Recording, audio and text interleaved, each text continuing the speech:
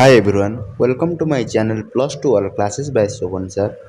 आज आमे आलोचना करिबा optional Sanskrit plus 2 second year रो फाइनल एग्जाम रो क्वेश्चन पैटर्न जने स्टूडेंट मते कमेंट करथले सर ऑप्शनल संस्कृत रो क्वेश्चन पैटर्न नो वीडियो आनंतु तांको डिमांड अनुसार मु आज ऑप्शनल संस्कृत रो क्वेश्चन पैटर्न नो वीडियो आनिछि। चलंतु वीडियो को आरंभ करिबा।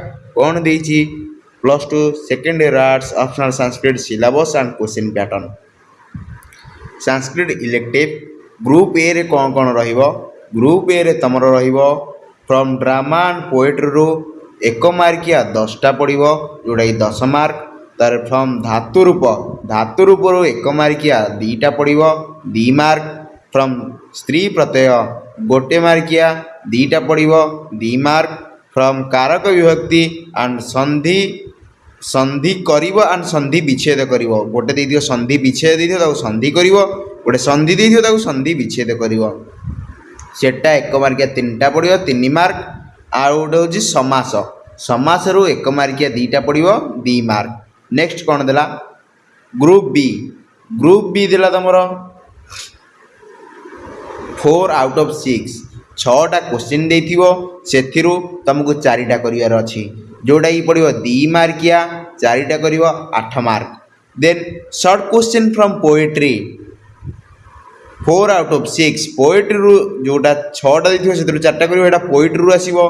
पुणी तमर आसीबो ट्रांसलेशन वर्ड्स इनटू ओडिया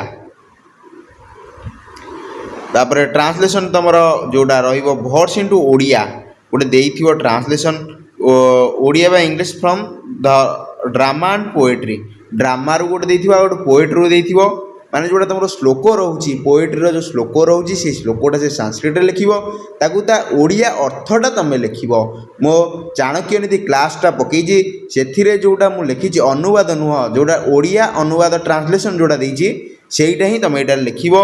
आउ सेइटा तमर रहिबो 2टा 5 मार्किया पड़िबो गोटाए एइटा जोटा रहिबो 4 आउट ऑफ 6 2 मार्किया क्वेश्चन 4टा लिखिबो एइटा आसीबो तमरो ड्रामा रू सेकेंड आसीबो पोएट्री रू 4टा लिखिबो 2 मार्किया 8 मार्क। एंड जोटा ट्रांसलेशन आसीबो एटा 5 मार्किया गोटाए आ गोटे ट्रांसलेशन अनसीन पैसेज गोटे पैसेज ओडिया रे दिथिबो ताकू तुम संस्कृत रे ट्रांसलेशन करिवो एटा गोटाए आसीबो 5 मार्क।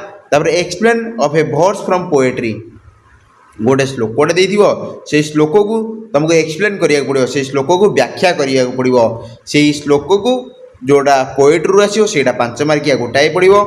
आ गोटे आसीबो 3 short question from poetry 3 out of 5 3 मार्किया क्वेश्चन 5टा पड़िबो सेथिरु 3टा लिखिबो जोड़ा 3 मार्क 9 मार्क।